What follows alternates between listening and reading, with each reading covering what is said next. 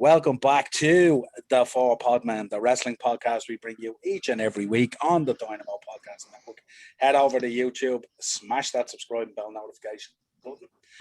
Audio versions of the show are available through Anchor on your Spotify and all that kind of good stuff. And if you want to contact the show, you'll find us on Facebook, Instagram, and Twitter at @TPodmen.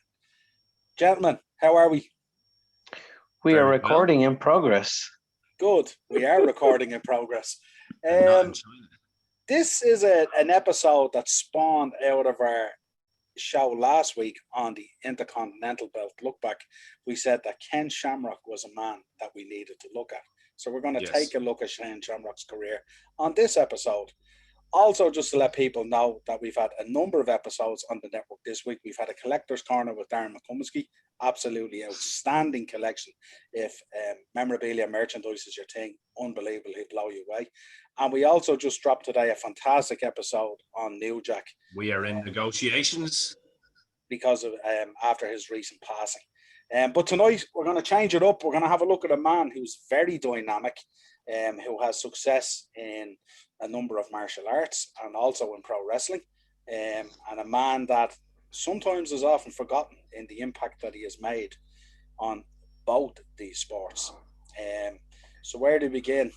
Jay, Ken Shamrock. Oh, Jesus, where do you even start with the most dangerous man on the planet? Fighting from bell to bell. He you know what? It was oddly enough segue. I was only watching last week's episode where the episode idea was suggested, and I didn't remember suggesting it because obviously I had, imbibed a little.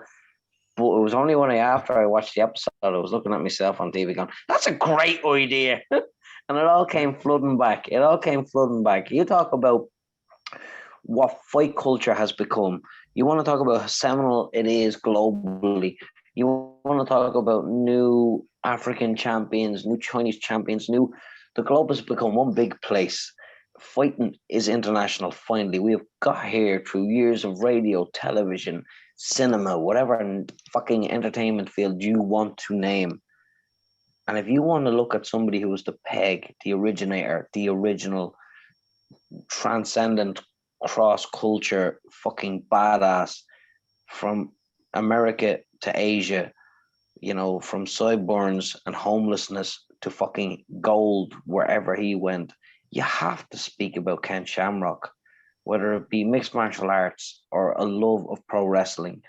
He took everything he did serious and he sold every fucking second of it, whether it was real or whether it was the glorious shores of flesh opera. The man's importance in this business has to be spoken about, even if the importance of this business chooses to ignore his legacy. He's another one of those that's just going to be a runaway story when he passes, and everybody will start telling us truths. And now tonight, maybe we get to start that fucking chapter. He's too important to be forgot, and too significant in this current, like I said, this martial culture of televised globalization. He's too important to be just for whatever reasons they have. Yeah, in a business that's developing and all the time changing as it goes down this path of entertainment. I mean, he was a forerunner in that when you think about it, on both mixed martial arts and on pro wrestling, when you think about it, and generated money no matter where he went. He was the original, and legitimized everything he did. Yeah, and also coming into pro wrestling, legitimized pro wrestling in some respects as well. Joe, Ken Shamrock. Well, I don't know a whole lot about his fighting career. I know a few bits, it's all right. But, he won a lot. yeah, especially in the early days. But he was a wrestler at a time when mixed martial arts was clashes of styles. You'd have kickboxers going in against street fighters, against brawlers, and you had wrestlers going in against judo guys and all this kind of crack. And it was like, as far as I'm aware, there was pretty much no rules when he was. They were ironing out the rules whilst he was doing it. The sport that we've got to now, which is almost as significant. Look, No other sport in the Kicking the world. balls, Jay, I think was legitimately the only one that was almost It was frowned upon, but you could get away with it at Oh, you times. could get away with it, but it was the one that you didn't see a whole lot of. But in fairness, headbutts and everything fucking went stamps on the head. From UFC 1, I mean, and he had fought in some. I think he had some pro wrestling pedigree before the early UFCs as well. But from UFC 1 on, it was every event ironed out something that wouldn't work. I mean, I remember in UFC 3, the first event I seen, it was a VHS bought for me, bought by my cousin back when shit was £35 and fucking Virgin Megastore on the keys. Yeah. You had, there was one contest where a pugilist, a boxer, wore one glove and he had one taped up hand. And even as an early teen, I'm looking at this going, why are you doing that? And also the commissions said, why are you doing that?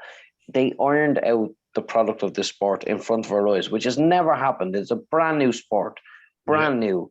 And the only one that ran concurrently through a global pandemic when everybody else said, let's not. The UFC was still pioneering in that respect.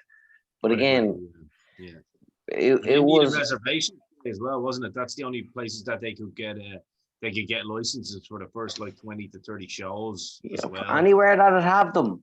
Yeah. If there was a bar with no local law and they had a parking lot, you bet they were setting up something. This shit didn't come from nowhere. It was men who wanted to fight for money. This is bare knuckle boxing gone from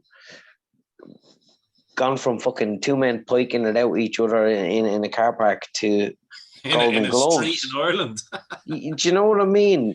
Yeah. And in the space of 25 years, a sport has never progressed from its start to where we are now, where it's a globally recognized fucking cultural phenomenon. Yeah. And Ken was the ship or the sail that... He was the face, yeah, he was. He was the face that carried the ship. Yeah, without a shadow of a doubt. But you guys might be able to answer this for me, but I heard, I once again, it could be a bullshit fucking story from back in the day when I was a young lad. But the story I heard is that he went in against one guy. It was one of his first fights in UFC, and your man wasn't a grappler at all, and he was throwing fucking digs at Shamrock, and eventually Shamrock got a hold of his leg and just tied him up like a pretzel and just tapped him out. And apparently your man after the interviewed after the fight said, as soon as he grabbed my leg, I just didn't know what to do. I didn't know what to do because he was a kickboxer or whatever he was, wasn't he? And and as you said, Jay, the evolution. Everyone can do everything now. You know, there isn't a spot they'll get into where they can't do it. And as far as I'm aware, Shamrock, once again, you guys can correct me. As I said, I don't know much about his fight. Like I love Ken Shamrock, so I might hold this kind of idyllic fucking thing about him in his fighting days. But that apparently he wasn't well liked by the crowd because he wasn't a striker. He wasn't getting the big knockouts. He was just tying lads up. And when he was interviewed after one fight, when the crowd were booing him, and he said, "I'm not here to entertain people. I'm here to fucking win." No, that was more Dan Severn. To be fair, Shamrock mixed it up in the first two because it was mainly UFC 2 that he really came on the scene. And in fairness, Joe, I don't need to call you out now, but no, I want to be called out. Shamrock was a striker. Shamrock could mix it up and stand there toe to toe with lads. Like the thing with Shamrock was actually the wrestler that could also stand and box the fucking face off you. It was actually Dan Severn that was getting booed, and the Gracies mainly got booed more than anybody. But Dan Severn will get booed quite a bit. But no, Shamrock was actually like literally the golden boy. You know what I mean? He was the guy that he was the human Wolverine. Yeah, exactly. That's it. Yeah, you know, he had a very impressive look too. You know what I mean? Like you look at bad looking motherfucker. All natural too. Yeah, but when you look at the lads, he was opposite. You know, the likes of a Severn or a Gracie. Like no one looked like him. You know what I mean? He was like a bodybuilder nearly in the ring. Like he just looks phenomenal. And like if bodybuilder with skills, yeah. Yeah. And when you look at when he came in to the pro wrestling game, to the WWE, like if you look at the guys, they were trying at the time to legitimize pro wrestling because they brought him in. Dan Severn came into it. Steve Blackman was there. True. Don Fry. Even got, Yeah. There was always a flirtation. Yeah. they tried to get what's his name, the Godfather. They had him as camera for a while, which didn't work because he wasn't the legit fighter. But they were trying to bring that realness into it, and the only one of them that did really well was Shamrock out of it because he was very marketable. Yeah, and like Severn was arguably a better wrestler than him. Let's be fair, you know what I mean. But he didn't have that. One, he didn't have the look, and two, he didn't have that. He didn't have the charisma either. He was vanilla. Yeah, he was vanilla. Pardon? He was vanilla, like exactly. Severn. Yeah. Like to wrestling connoisseurs, he's amazing. You know what I mean? Yeah. To the rabid WWE Attitude Era fans at the time, he was shit. Like, get him the fuck out of there. I want to see some madness. And Shamrock brought that madness because he'd scream and shout and as I said, he get that that physical look that he had, and they called him the world's most dangerous man. And you couldn't book because like. I think that was off the cover of a Time magazine or some shit like that. They put that handle on him and the company ran with it. Yeah. And it was legit. Yeah, because like everyone was fucking terrible. Like when he snapped. Snap was the best in the business. He as I said, because of his look and how massive he was, you'd be like, Jesus, this man's just about to murder someone here. He was. He's a personal favorite of mine. During the Attitude Era, he had a backstory that most people brag about and is kayfabed. Like, I mean, he legged it away from home at fucking 12 or 13. He got stabbed by another child. He got picked up off the fucking street. He got into a shit. Like his early days, if you were to put together a psychotic fucking X-Man, like when I say the human, the actual Wolverine, it's all there. Do you know what, Jay? Fake. Would you agree with this statement I'm about to make? Because I know Niall will bring me in, but you don't need to, Niall. I'll just ask this, and I'll let you all kind of trip out on this for a little bit. In 1997, 1998, right, where Tyson's coming off the back of biting Holyfield's ear, right, and obviously coming in, right, the only other man that you can think of conceivably that in a street fight that would go toe-to-toe with Mike Tyson is Ken Shamrock. Without fear and go at him. Yeah. And go at him and possibly make Mike Tyson cry, because if he gets one of those Tyson digs and goes, all right, motherfucker, but guess what? You're not going to have an ankle tomorrow. Boom. It's a story of levels and times. Pro boxing is as illustrious as pro wrestling in its heritage. Yes. I mean, the early 1900s is when your pro wrestling or your golden, you know what I mean, your shooters and your fucking grapplers start getting on, and we get into the golden age. And then the fucking the Goldust Trio. You've got fucking pro boxing there as well, with your fighting fucking your Jim Johnsons and your Rocky Marcianos and all. Yeah, exactly. MMA is brand new and unheralded in the field of combat sports. Yes. And when I say certain men were 5 years before the time or after the time, if UFC had been 10 years previous, Mike Tyson being the baddest man on the planet in there with Stone Cold and throwing arguably one of the finest work punches in the business. Was it work though? It was just Michael's is very quick. Either one's quicker than light or the other one's quicker than fucking sound. You know what I mean? Exactly, but it's neither in or there. It's half 6 of one and half a dozen of the other. But the world didn't understand, and it's only now we're realizing what MMA is. Bad men are bad fucking men. Yes. I mean, we've seen Brocky enter MMA, and we watched Alistair Overeem stalk him, hunt him down, and break him with a fucking kick. Do you know what I mean? There weren't no fucking single tickets to Suplex City that night. While he was hurt, to be fair, let's not use Brock as an example. To be fair, well, let's use him. He got into the ring. In fair is fair. You get in. You get in. What happens. We also saw Brock destroy. Hey, listen, I'm not taking anything away from Brock. He's a bad man. It takes guts, balls, and intestinal, albeit broken intestinal fortitude, to step into a ring with somebody like Alistair Overeem. I mean, that man was at 280 pounds flying through the air with knees that's just fucking clock people in Japan. But I'm just saying, the healthy Brock Lesnar was a different. Well, look, healthy or broken, Brock entering that world, collegiate wrestling and mixed martial arts. The difference between them is a kick to the mouth can shut you the fuck up.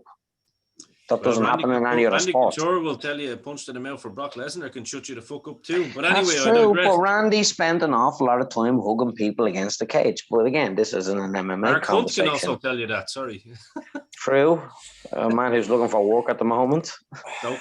Yeah. But like I said, if No, I know. the original point, when people were making a big deal about Iron Mike in the ring, Ken Shamrock was up there with him in the terms of baddest man on the planet. There's no between them. And if there was a street fight with Mike Tyson in 1997, because as Tyson says, he came from the streets. If there was a street fight with Mike Tyson and Ken Shamrock, there's only one man that I'm putting my money on. I know who my money's on.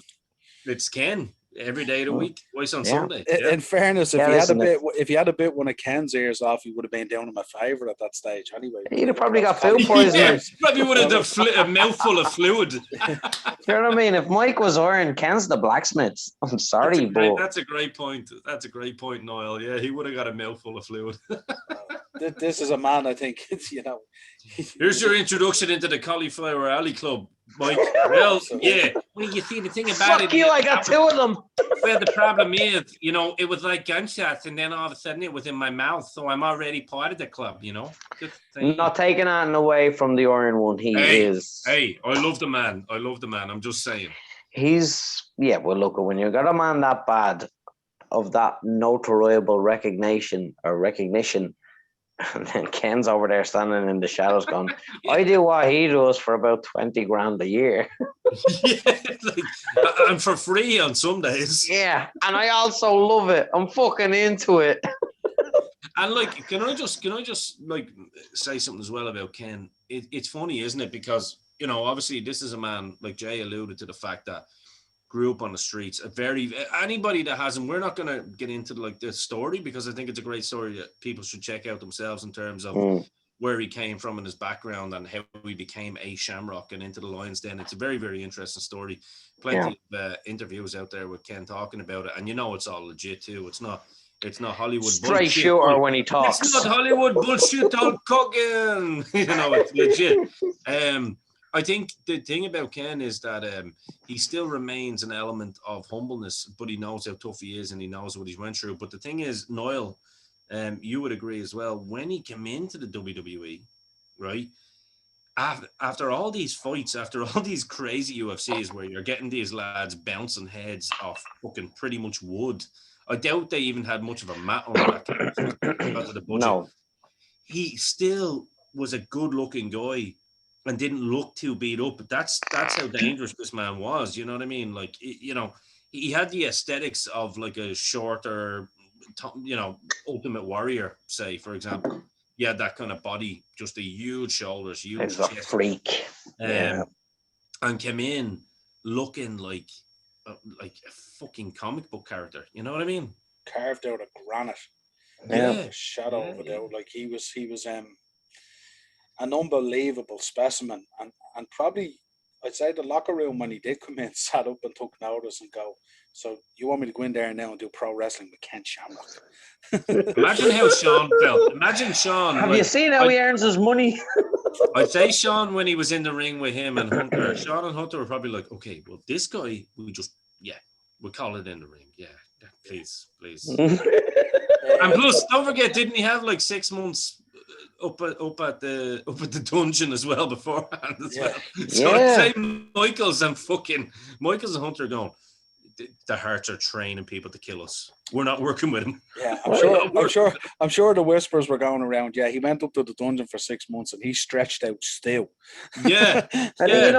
I think that's the irony about Ken Shamrock. I mean, it's easy to look at him and look at his legitimacy as a hard man. But when you consider that he was arguably pro wrestling before he was MMA, and his love for the business legitimizes it, not his physicality for the business. Could I say something there as well, Jay, to you? And I'm not calling any names out. A man that's come from a legitimate fighting business, where your life is on the line, as you said, for maybe 20 grand if you're lucky. 5 grand. Enough to pay your coaches, your corner, and your rent. Absolutely. And then maybe sleep in your car for the night. On some nights because you couldn't afford a hotel, depending on what town you're in. You know, certain guys that come into this business and made millions and millions, and I'm not calling it Warrior on this one, but I'm saying there's other people out there too that get fucking away scot-free. Goldberg is a perfect example. You know what I mean? That did not genuinely love the business. There's no shortage of them. There is no shortage of them, but made big money. Here's a man that came in, a legitimate fighter, a legitimate tough guy that could kick the fuck out of anybody and their aunt and the nasty boy, even after their little cheap shots. After trying to kill him. After trying to kill him, and literally we're like two little pansies in the airport then when they saw him fucking few months later. Probably still running. Still running. But a man that came in, and like Jay said, I just wanted to point that out, actually loved the art of pro wrestling and still does. Still does. And doesn't think it's phony or fake or anything like that. And just went in and became a student, went up to the Hearts, learned how to do it properly, WWE style, under the tutelage of fucking Bret Hart, of all people, you know what I mean? And learning it and just wanting to be the best possibly be and going to the best. And I just have to say, I think that's a great, Joe, you can come in there. I know you want to make a point. Yeah, just when you were talking there, lads, about, you know, all the training he did, how dangerous he was, a legit tough guy and all this kind of stuff. And you were talking about how the fake scenarios of Triple H and Shawn Michaels going, the Hearts are training people to kill us. Like, Yeah. You don't like I know I haven't heard any stories about him being too stiff in the ring or taking liberties around them. Like never, that, you know no. what I mean? No. You know, He loved it. Yeah, and he's the kind of guy that he would have got away with. So there weren't going to be too many to stiff him back, like, you know. But I never heard any stories of that where he took liberties. Rough or snug, or he gave it the spark or the holly shit. Yeah, no. Yeah, only one story I ever heard of Ken Shamrock getting angry in a locker room and kind of wanting blood was Montreal, which is understandable because obviously that's close knit stuff. You know what I mean? Well, he's seen him as one of his boys.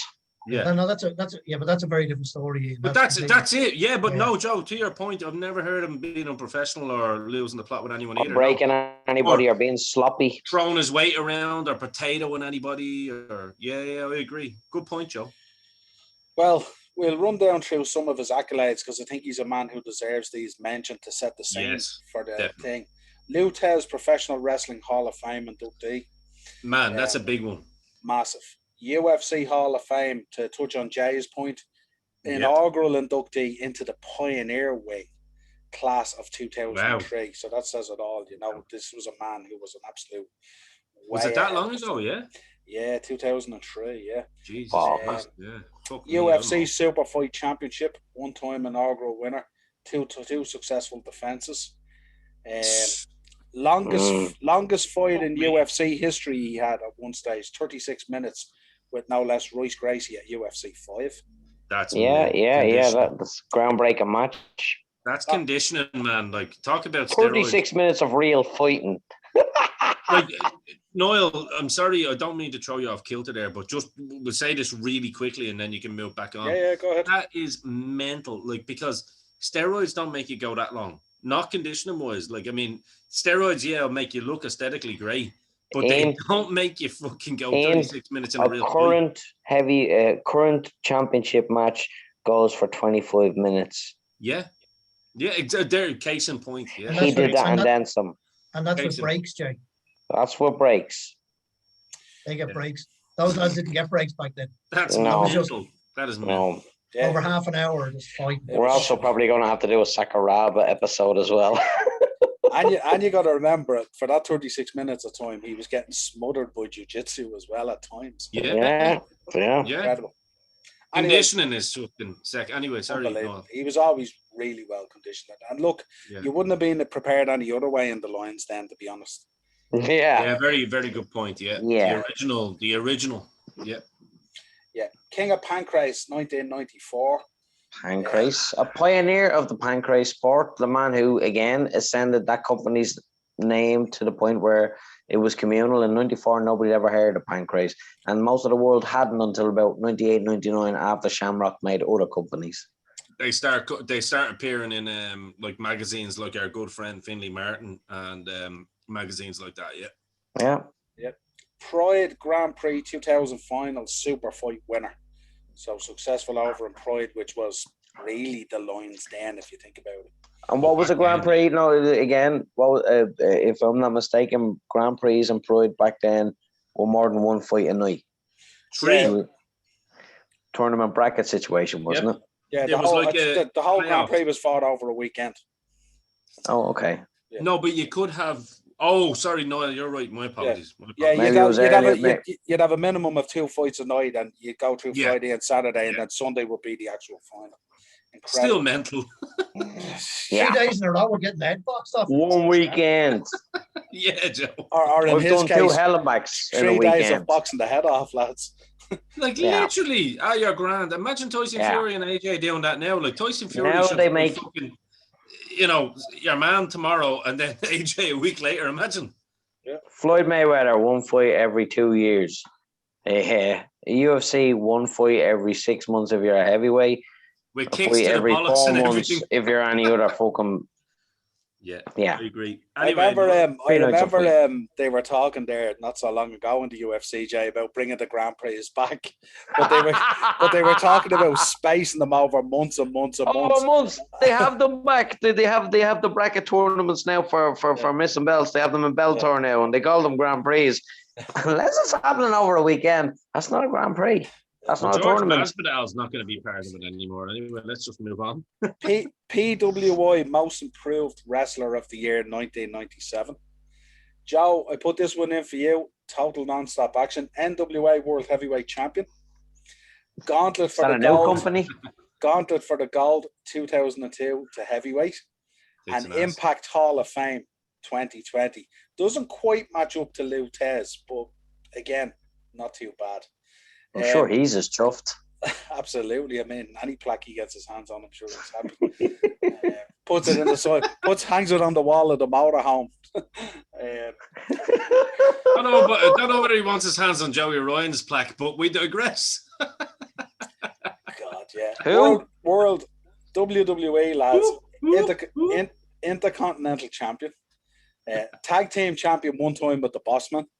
King of the Ring 1998. Remember that? Yeah. And obviously the WWF Intercontinental Championship Tournament 1998. Right. I'm going to take this when you give me the permission, shopkeeper. Good. You can fire it away now because I'm done with his accolades. Right. And I'll tell you why I'm going to fire away with that, because in fairness, one of the only reasons Joe knows this to be truth, and anyone that knows me knows this to be truth. I gave up on WWE once Screwjob happened, right? I was a very emotional 13-year-old and fucking I said, fuck you. I'm leaving, I was Cartman. I was out of there.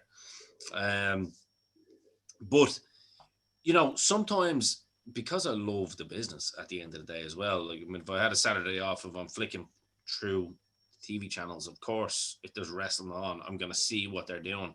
I just always had a sour taste if they were on. I was like, look at that fucking idiot. Look at that idiot.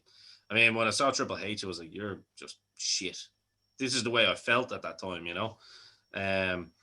But Ken Shamrock and The Rock were two shining lights for me that I was like, oh, yeah. And, of course, Stone Cold Steve Austin, loved him. But I have to say the work initially, the program, because it was really Ken done a great program, obviously, with Owen Hart, which we talked about on a previous episode. We didn't talk about the work that Owen done with Ken on a previous episode, but they had an absolute, like, that was kind of really like his introduction to getting a proper, they had the whole Lions Den stuff and A program. yeah, like, and they really worked the angle of him being the guy that was of legitimacy, and they brought Owen in, and they done it in a work style really, really well. But I think the big one that made Shamrock like kind of stand out was his program with The Rock. I think and this is prime Rocky Maivia, like, Who? Hey, Rocky Maivia. Hollaback. He's always going to be Rocky by me at the me, damn it. But no, this was just absolutely unbelievable stuff, and I think when you look at what he done, I mean, the fact that he didn't win a WWE championship is a testament to the politics in WWE, and again to the clique, because again they weren't fans. Why would they be? He did have that match with Sean at In Your House DX, which I do hear, because that was the In Your House the month after the screw job, and apparently Sean was legit afraid for his life for that one. Because some people had made a bit of a rib backstage that like Shamrock's out for blood and he can go back to UFC anytime he wants, and he's just going to do his mate a favor. But you know, again, testament to the man, professional, done the job. I thought that match showed that he could hang with the likes of a Michaels, who was, you know, at the tippy top of his game, and how he was just so easily fucking just disregarded and still disregarded. Still is just, it just absolutely baffles me, and I can only think of it as a personal thing. I mean, Shamrock thinks it's a Triple H thing. I don't know. I'm not there. I'm not part of it, so I'm not here to fucking create rumor and innuendo. But that's his own words. You can hear. Yeah, no, himself. You're right, isn't it weird? I think that's the only thing in his whole career that hurts him, that the WWE just won't acknowledge what he did. Yeah. And he has every right to feel a little bit slighted or hurt I think so, that. And it's the big question over it, isn't it? It's one of the last it's one of those Warrior Macho Man questions, like, what did Ken do to deserve? When you've got that, and he's been in your company, and he's, let's face it, if you're running on 60, 70% legitimacy, and this guy wades in and does his business and invests himself so hard and so fairly and so squarely in your company, why won't you invest a little back in him when you're willing to have Ted DiBiase back every second week on segments when he's just, you know, had an illustrious career, like, but isn't to the quality of Ken, you know? Yeah, apparently Ken holds Hunter obviously responsible for it. He said that they've had a bit of a thing, and that's what he believes. And you know, maybe Hunter believes that like Ken didn't bring enough to the table to be like, you know, like a warrior to bring them back, or which is fair. But the crossover money that could come back off it.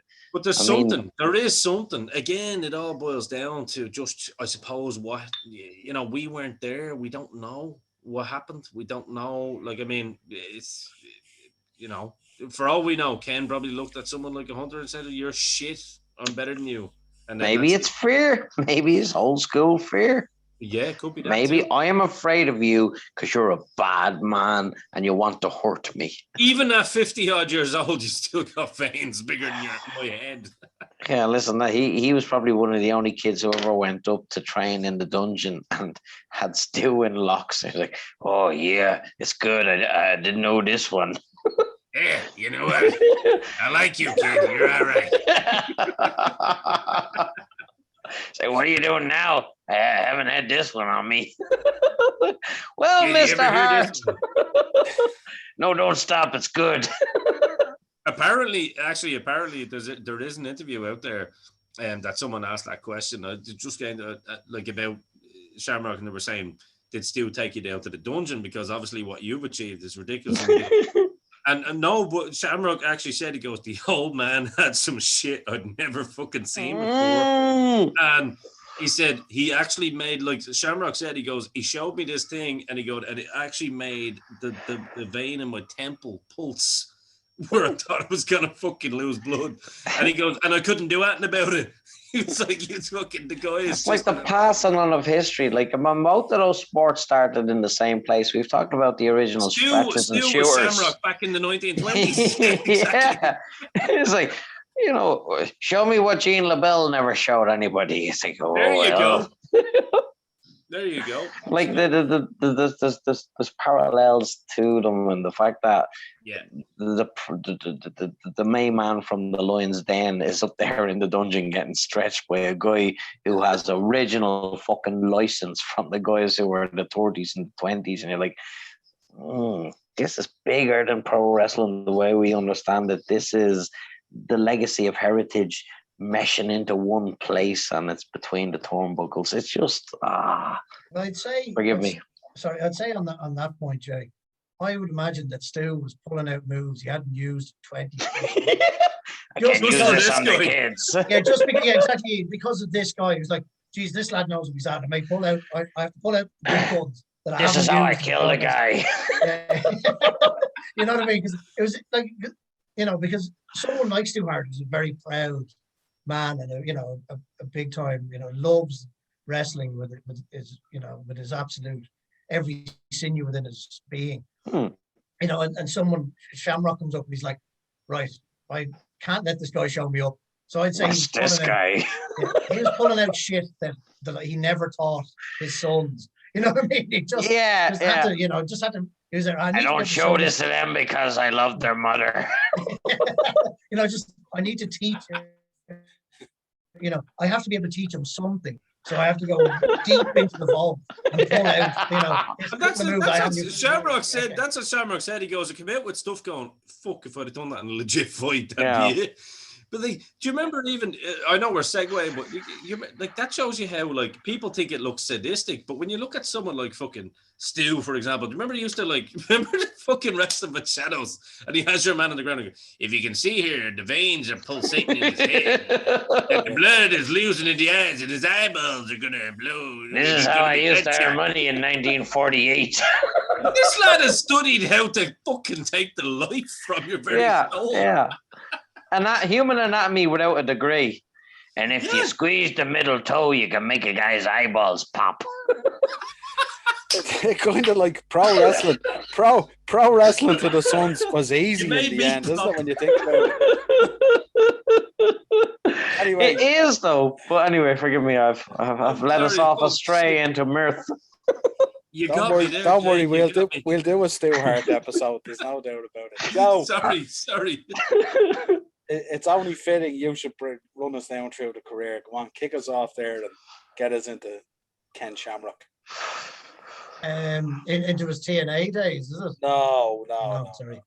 You can come to that later on. I mean, he makes his debut. Bring it back to wrestling. This is the whole saying. Please, Joe, bring it back to wrestling.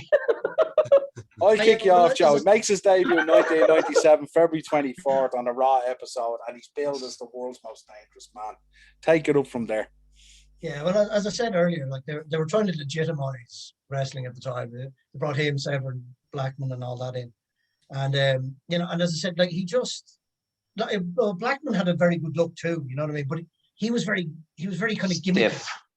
No, but he was gimmicky too, Jay. You know what I mean? He was going in, he was doing his fucking. That's all he was trying too hard. Yeah, he was doing his. Well, I don't know if I'd say it was a creative thing. I'll go in and show how skillful you are, and it looked very. It came across as quite hokey, and he'd be there and he'd be throwing his sticks around and all that. Man, he'd beat the piss out of most people, like, you know what I mean. But it did look quite hokey. Whereas Shamrock walked in. I don't like the only other person I can remember at the time that before when I was watching it, like. The only other person I ever saw wearing gloves like that was Vader, who was another scary fucking dude. Like, you know what I mean? They came in with those gloves on, and to me, that's fucking scary shit. He pussied out to Shawn Michaels. In fairness, he doesn't have a say. But not against Ken. Apparently, they had a very stiff knock in the ring. Yeah. Oh, I'd imagine so. Yeah, no, in Vader's coat, I've never hit a man as hard as I've hit Ken Shamrock, and it didn't seem to jolt him. Yeah, Vader lost his soul that day. Yeah. I'm 400 pounds. What the hell? But but as I said, like he had that, not only was he a legitimately badass dude, but he looked phenomenal too. Yeah.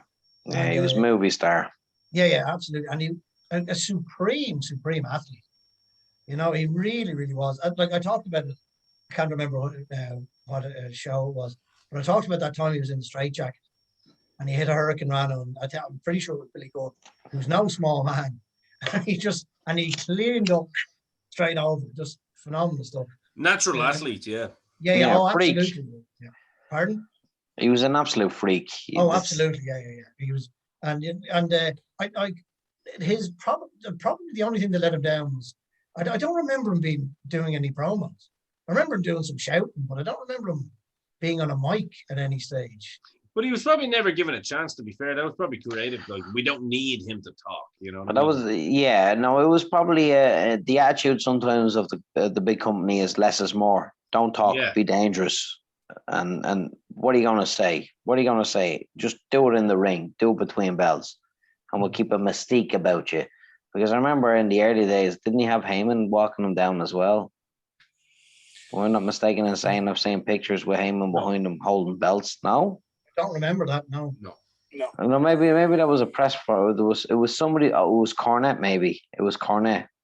I remember seeing a picture online, and Cornette was holding a load of his. That's possible. That's possible because he would have been around still at that time. Yeah. Well, I do remember. I do remember Severn used to come down with a load of belts. Severn maybe it's Severn. Maybe he came I'm down with the up. NWA belt and the UFC belts. He used to come down with a few belts. No, I've mixed them up. I definitely have. Do you remember? Do you remember Severn's finisher as well when he used to do the whole? He used to just get the head under there and lay back, and he'd wrap his legs around the torso. No, it definitely was. Then remember it that was. submission? I remember seeing a small blurry picture. Yeah. Shamrock had the ankle lock, and Severn's worked move was he basically grabbed the head in there, he took it in, and then drop back. The other guy's back would be on his belly, and he'd wrap the two legs around, and he'd hook it in, and it was actually probably it was probably a more legit finisher. It was actually really something nice. We'll be seeing again in the near future. Yeah, I used to try it on Little Brother again. Sorry. Jesus. Only bloke in Dublin who calls Joe Little Joe. Yeah, he's twice the size of me now. He's a big boy. Big show. I never choked him. It was only worked. I know. It's a wonder he survived his childhood. I never heard that. It made him the money he is today. He's hard to beat in a mill. It's an Irish thing. Well, we touched on In Your House the Generation X already, so we go into early 1998. Starts feuding with The Rock and his Nation of Domination stable over the IC belt. Memories of that period, Joe? Once again, as you guys can attest to, my memory is dog shit. So I don't remember a whole lot of that now, to be perfectly honest with you. I fired you last week and you're still here. I forgot you even did that to me.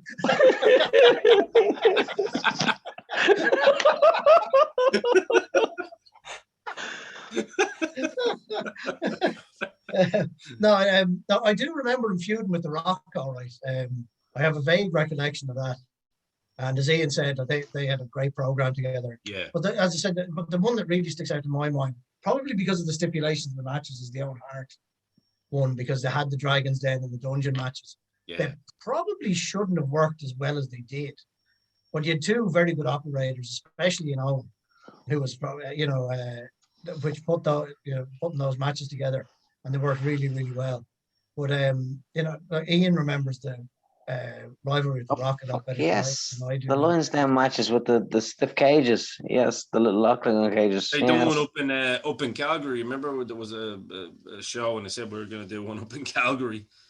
I believe that was the pay-per-view, Niall, wasn't it? The one up in they Calgary. said, remember Jim Ross was like, this is live from Calgary with no fans. And that's where they've done one of the first Lions Den matches or something. It probably wasn't in Calgary. It's probably in the back. But if my memory is correct. There was only a handful of fans. There many of them. Right about that. Yeah. I just remember that vaguely. Yeah, it was definitely in a different area that night. Yeah.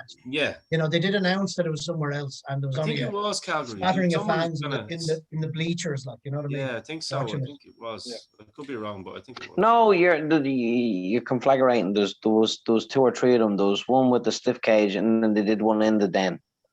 Yeah. Or in the dungeon. In the dungeon, yeah. There we go. That's the one. Sorry, Jay. Yeah. No. Yeah. My apologies. Yeah.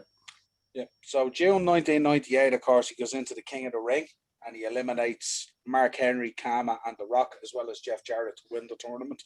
So becomes King of the Ring 1998. We've already alluded to the Hart family dungeon matches are fully loaded and stuff like that. Turns heel, Joe, October 1998, and won the vacant Intercontinental Championship, defeating X-Pac in the final of an 8-man tournament. Memories? Any memories of that tournament? Or You keep asking the wrong man about memories. this is your man job. I know. Yeah, look, I different company. I certainly do. Anyway, right man, wrong company. Yeah, exactly. Yeah. But I remember them all. Them all. When you were asking me about, sorry. Go ahead. No, go ahead, Joe. No, I was just going to say when we were talking about Macho Man, my first and greatest wrestling love. I can remember fuck all about actual individual things, like because I just. But you know what? The beef isn't it a good thing that we sit down with experts who remember the finer points of our greater memories. I mean, these two men teach me weekly, and I remember seeing this shit, but I don't remember shit except for the emotions and how it made me feel. I was just about to say that, Jay. Like when like the Macho Man was mentioned to me, it gets me in. That's where I get my fucking memories from, like rather than up here. Genuinely, like it's how he makes me feel. Like when I hear about Macho Man Randy Savage, it was like, oh man, I fucking loved him. And like the same with Shamrock, it's like Ken Shamrock. Oh, I fucking loved him. Oh, what did you love about him? You know what I mean? You know what? I'm glad you're not for it because you're the same as me. I love sitting talking about this shit with these men because they put the caveats and the dots and cross the T's on the shit I profess to love. I mean, I know I love it, but I don't know where it happened, when it happened, or who it happened with. And sitting with these men, it's like, re-educate me. And this is where we dot the T's and cross the I's. All right, it's up to us. Ask me the question, shopkeeper. Ask me the questions and I'll tell you the answers. Yeah. In November, he joins McMahon's corporation because McMahon promised him a place in the family for services rendered. Yeah. On December 14th, wins the tag team championships off the New Age Outlaws with the Big Boss Man. That was his tag team championship that he won. They held the titles until January 99 when they lost to Jeff Jarrett and Owen Hart. So this is the link again with Owen Hart that we were talking about earlier. Yep. Began feuding in 99. Began feuding with Billy Gunn, Goldust, Val Venus, who all made overtures about his kayfabe sister Ryan. He was hot, the weird thing about that is that Shamrock was dating her in real life. Like that was weird. But that's Vinny. You see, this is. I mean, look, it's all starting. You know what? It's actually funny now when you can get your own. Yeah, like I might be able to cross the dots and cross the. No, leave it. Cross the dots and dot the T's. Dot the T's, yeah. There you go. I remember wrestling history better than fucking literature. The lines are best when they're blurred. The lines are best when they're blurred. But no, it's funny because I would have, known stuff from obviously the magazines back then as well. But obviously I would watch whatever I could if it was just on. I wouldn't seek it, if that makes sense. But if it was on, I wouldn't turn it off because I'm like, I'm not fucking turning wrestling off. I know you're not there anymore, Brett, but I'm watching. Don't hate me. But I'd watch some of the stuff and I was like, again, I wasn't a fan of the Attitude Era, just like Jay wasn't. I was the same. It wasn't really my bag. I didn't like it. It was too, it just wasn't my bag. That's it.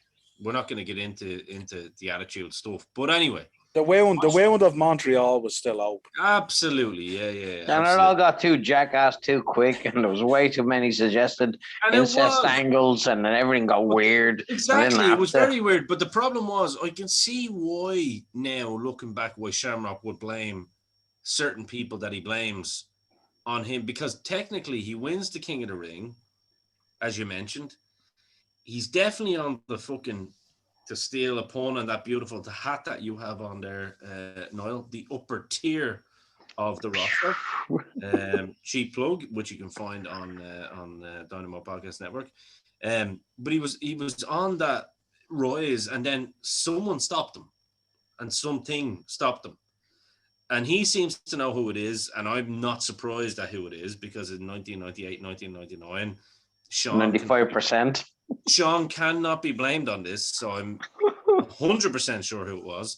And then he goes down to Val Venus and working with like King Mabel and all these jabronis. Do you know what I mean? Yeah, like I think his path was someone out for him, and you know what? Jay made a point. Probably jealousy from a certain person, because don't forget that certain person that we're talking about back then was an out and out see you next Tuesday and known for it. You know what I mean? Known for it. In fact, his own group came out when they were fucking drunk all the time in shoot interviews and called him out for it too.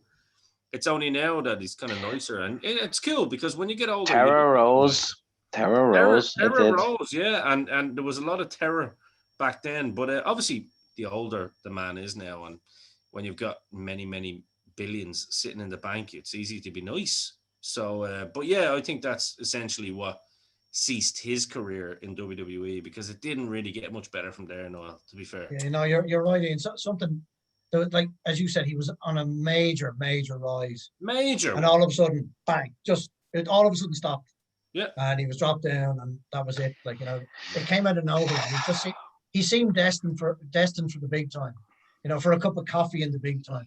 Get the coffee in the big. Every time you do that to me, Joe, I get it. Do it right. Well, I knew you'd do it. You see that, Gino? Sorry.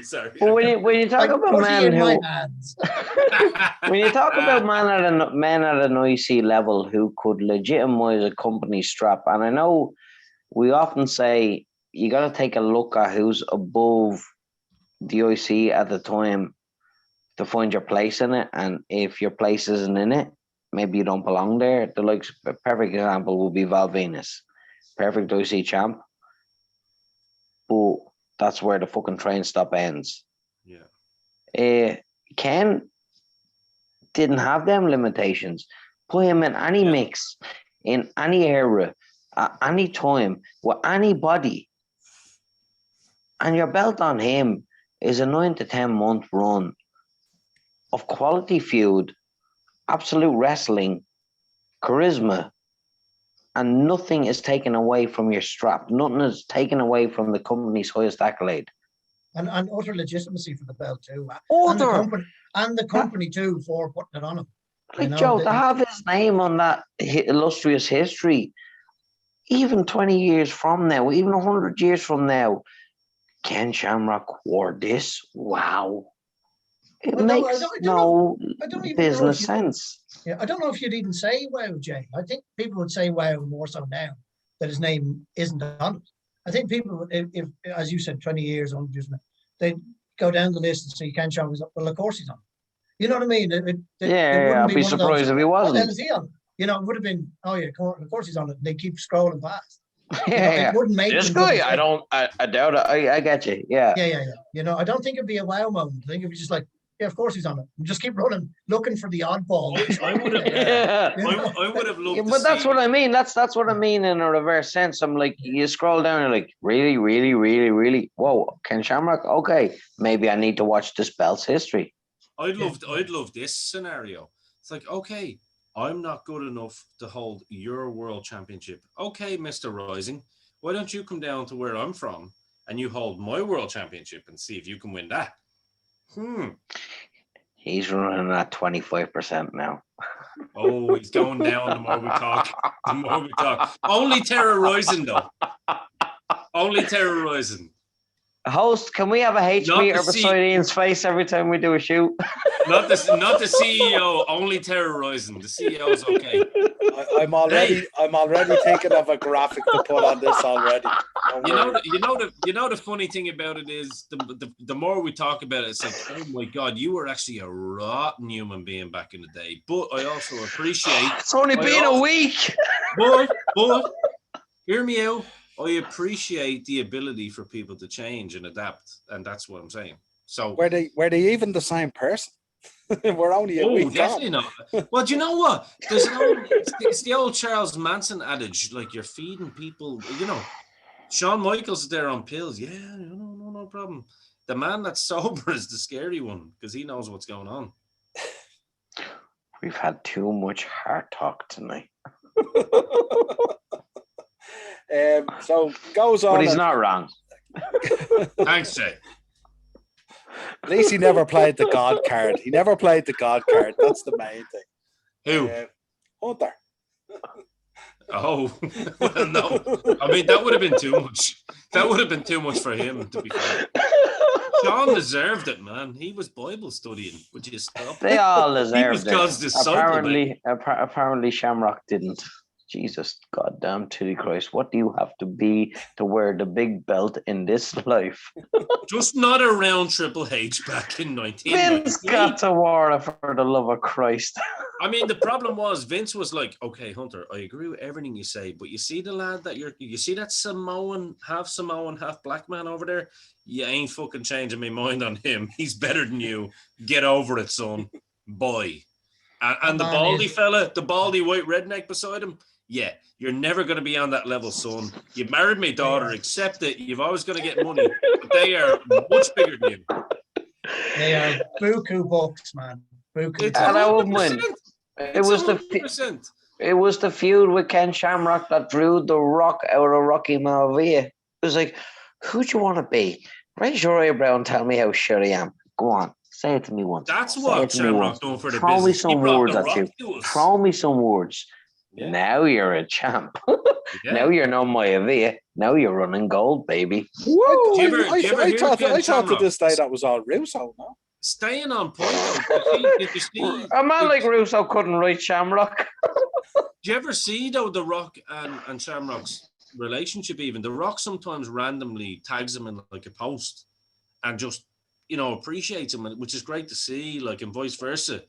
It's like, it was them versus us kind of thing. You know what I mean? And it was for a long time. It was the same with the Click Yeah. in 97. Like, there was the Click and that was it. And the Click had management's ear and we've known this now. It's true. And then there was the rest of the boys that were the real locker room, if you get me. The best of the rest. The best of the rest. But the real fucking workers that cared about the business more so than their own personal gain. And it's great to see those little relationships like that still exist. You know what I mean? When I saw The Rock, I think it was a few months ago, that The Rock looked back at a match with Ken Shamrock, or the Ken Shamrock had tagged The Rock, and Ken Shamrock was like so happy that like the world's biggest movie star, acknowledged the Recognized him. Yeah, and I think that was beautiful. For me, it was Ken that drew The Rock out of Maivia. I believe that.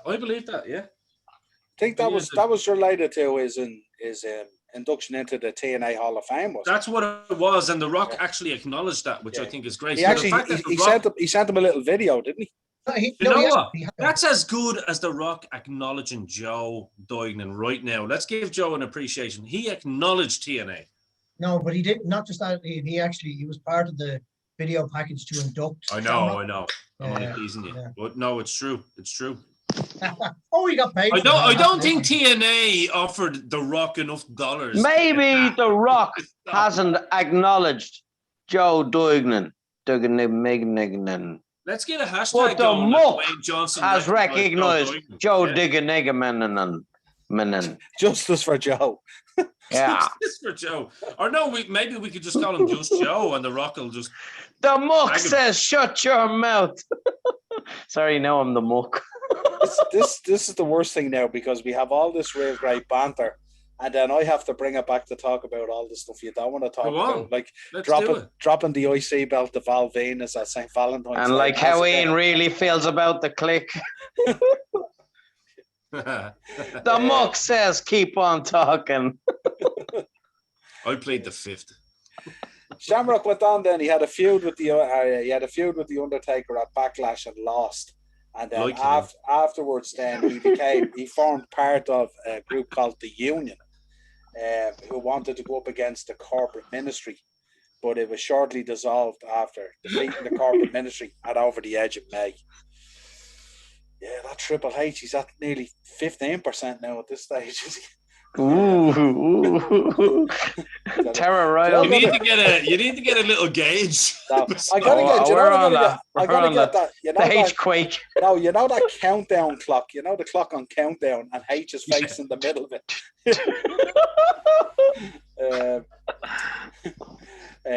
He briefly feuded with Jeff Jarrett, and then began his feud, of course, against Steve Blackman, which we obviously alluded to. He had some great stuff with Jarrett, actually, if I recall, didn't he? Yeah. And when Shamrock, he defeated Blackman in a Lions Den weapons match. Remember that one, actually. The cage, yeah. The fact that Blackman The actually hardcore Lions Den, yeah. Do you know the funny thing about Blackman? He was one of those lads that Joe Rogan would talk about. You know, those instructors that like they're legends in their own minds. Like Blackman. No, he was a beast. Yeah, but there's not much like there's no UFCs of Blackman beating the shit out of people though. Well, no, he wasn't real. Exactly. No, but that's what I'm saying. But Blackman was coming out and shoot interviews up until even recently going, well, you know, I would have fought Ken for the right money, and apparently Ken got hold of it. And it was like, Ken was like, well, look at the shape of me now. Why don't you do it now? And Blackman was like, no, I haven't died. That was the end of Blackman's shoot career. Yeah. But you know, it's funny, again, we talk about progression of the industry. Weapons in a tiny cage became pour de norm about 3-4 years later. I mean, that weapons match in the fucking cage in the Lions Den, it's almost every second pay-per-view now. Yeah, I think I always found definitely. Blackman's flat top weird. Do you know what Blackman was? He And was his cold dead eyes. He had the eyes of a shark, but the heart of a swallow.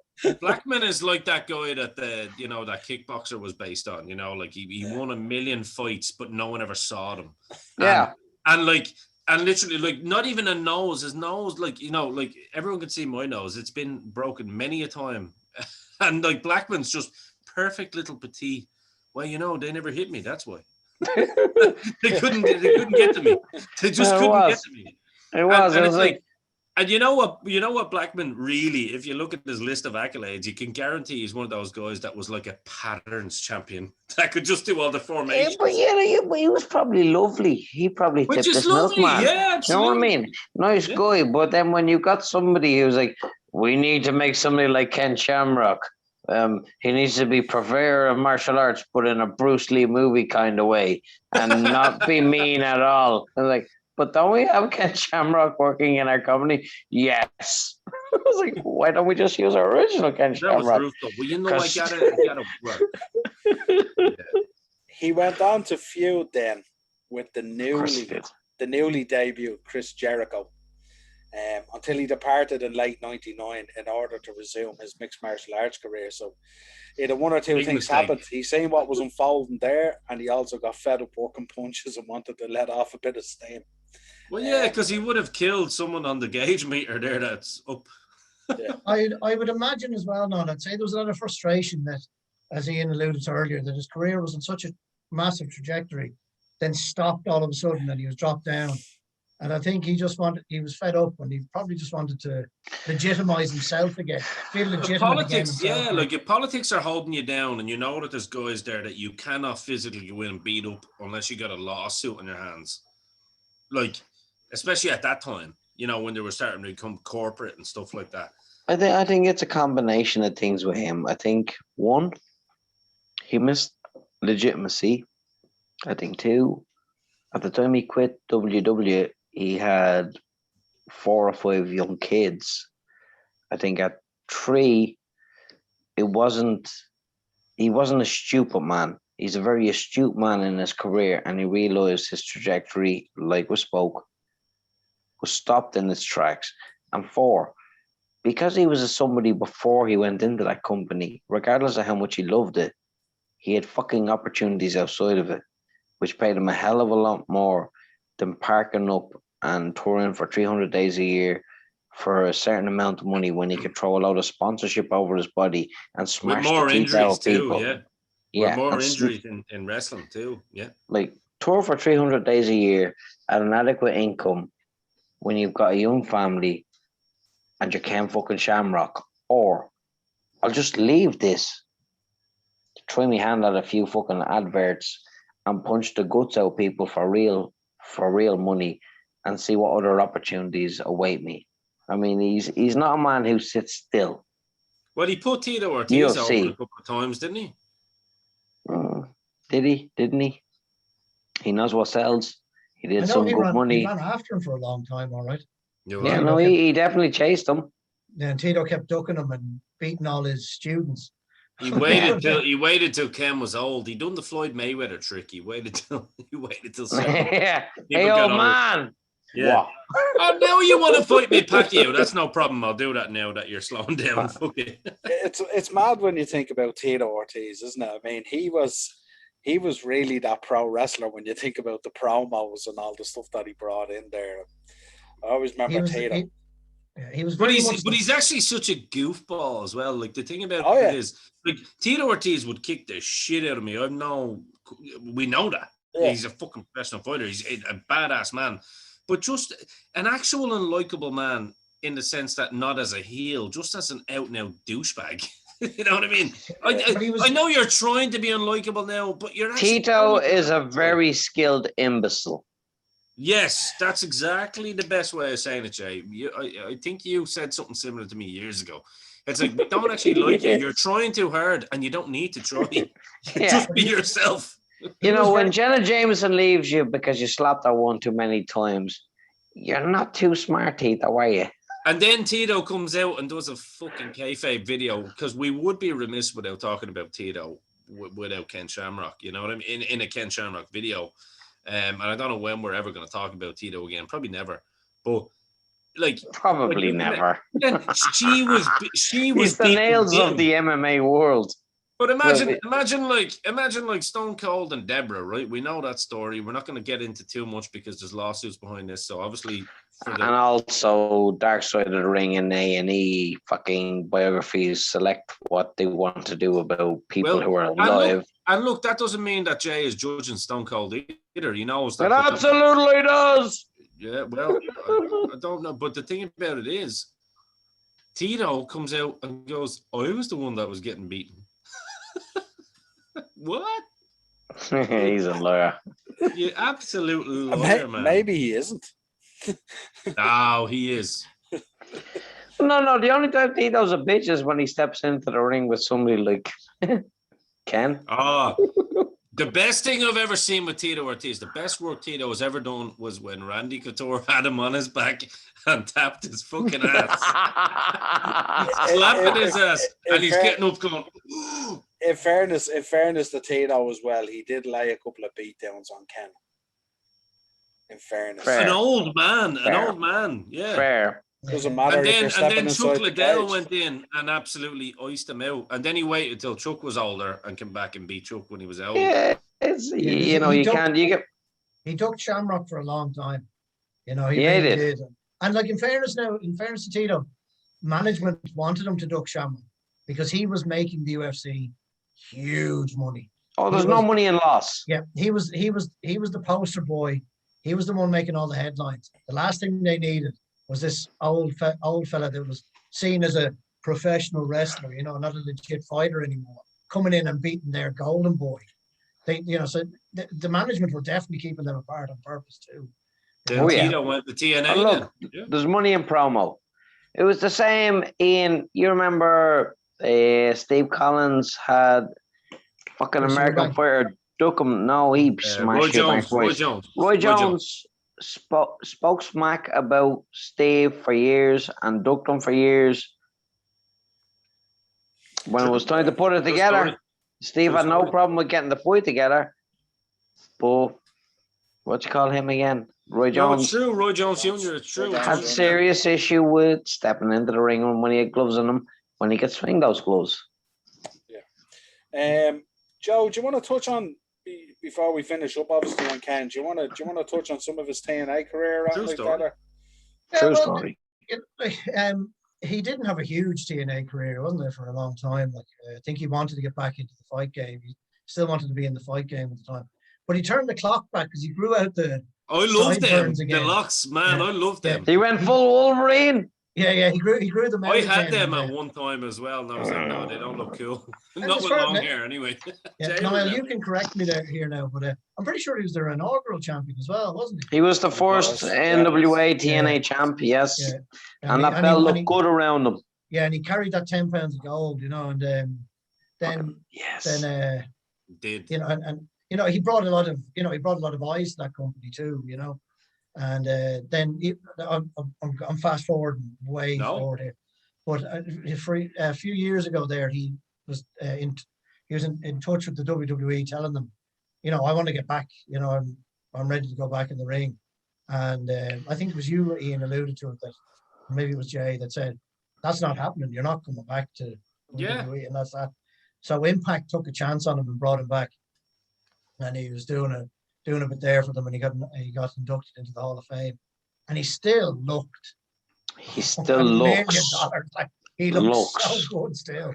And he was still able to move, and he still had that fucking mad intensity still. I'd say that jealousy from Terra is just absolutely incredible. It's like, well, Joe, would you be willing to do business with me at WrestleMania, and I can go over the way I did with Sting? Because I like to take hot commodities and make myself look bigger than them. Oh, can you imagine them shooting on him at Mania? Oh, the only reason that H won't step into the ring, and I'm gonna say this. And it's rare I say this. Sometimes Vince has a problem with men who look too old to get back into his fucking ring when they are willing and ready to. And he is alluded to it years ago. It's the reason Match was put on the fucking mic. Shamrock right now, with how he fucking looks and the body under his neck, he looks fucking gold. He looks quality. He looks Joe Bugner. He looks Jack Dempsey. He looks... Yeah. Well, let me tell all of you young little pissants something about this business, this tale, and this fucking story. You want gold, you fight for gold every single day. He looks better than certain favorites that get a match when they want to at WrestleMania. Let's be fair. He looks like what they wanted. Crossface chicken wing, fucking brought back. He looks like what the company wanted Backlund to look like at the time when Backlund didn't look like it. Backlund had the face of a teenager on the body of a fucking old man. Right now, Ken Shamrock looks like the Bruno Sammartino face on the fucking guy you need to be. He is perfect story wrestling. You want this belt? Come take it off me. I'll fuck up 25 years of your youth, and I'll fuck up the next 25 years of your future to take what it took for me to get this. He's perfect. Politics, eh? Joe, anything to add? No, I think Jay hit the nail on the head there. Yeah, me too. I think I still think to this day Shamrock can still do a job for a company. I think he's in limbo once again. AEW were looking at him though, no? I think he had a stint at Impact, and he's been suspended indefinitely from them for in kayfabe, like, for beating up some officials. So I think he's, so he's still like there's, he's out there. He still looks fucking fantastic, as Jay said. There's 15 years of mileage in him. Yeah, there's and when he was back in Impact, he was having some decent matches. So like he can still go, and I think anyone would be very lucky to get him. AEW should take him. I mean, if Tony Khan's going to be really smart, and if they're going to bring in some of these two fucking Hardy Bucks mates, like these little jobbers, like bring Shamrock in. Please. Why is he so hot? Why is nobody willing to touch him? I'll touch him. Because every time someone I don't have a promotion, the roster absolutely shits itself. Yeah. Who's this week's champion? Oh, you don't want to know. He's going to make you an quiver. Like Rick Mail and Ada Edmondson. Right. You don't want to know. He's hit what Rick Rude should have been right now in the latter day of his career. And I'm not even watching because it's fucking TNA. And I'm not watching TNA because that communist bastard keeps telling us to.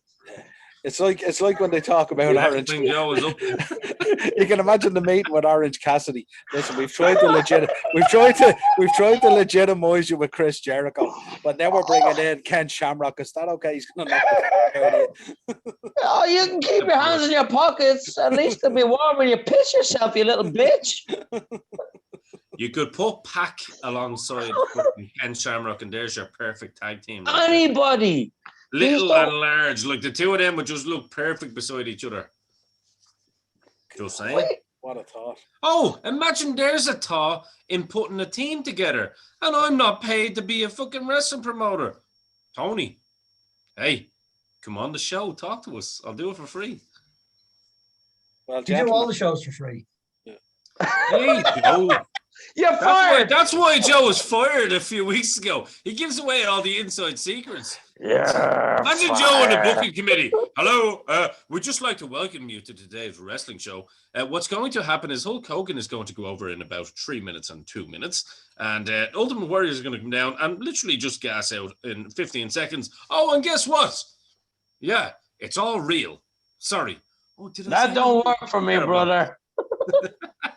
Sign off, hot tag.